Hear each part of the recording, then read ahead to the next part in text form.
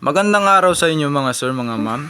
Sa bidyong ito, pag-aaralan natin kung ano-ano nga ba ang makikita o matatagpuan dito sa bundok ng Batara sa Palawan. At kung ano-ano nga ba ang ilang bagay na pupwede nating matutunan.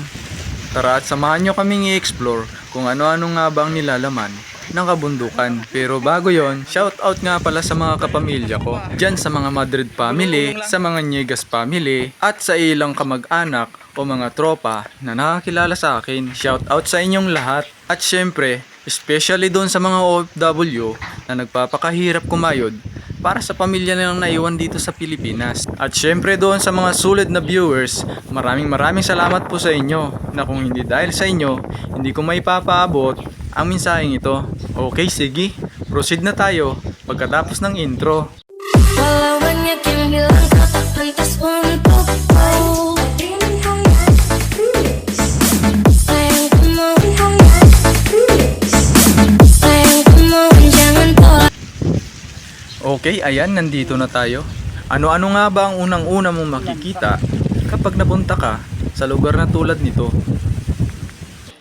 Una sa lahat, ang mapapansin mo ay ang mga iilang naninirahan dito. At mapapansin mo rin na talaga namang responsible sila sa kanilang mga nasasakupan.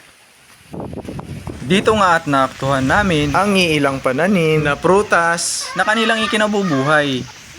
Kabilang na nga dito ang tulad ng mangga, saging, kaingin, kamuting kahoy, kamuting bagin, singkamas, at ang ilang pang mga gulay na kanilang ikinabubuhay sa araw-araw.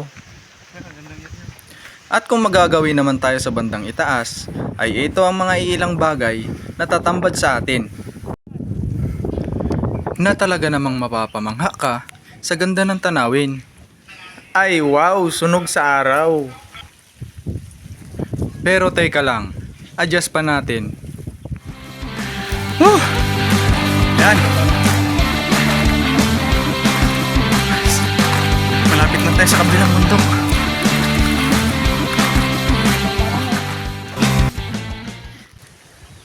Ayan, at nandito na nga po kami sa ilang magagandang tanawin.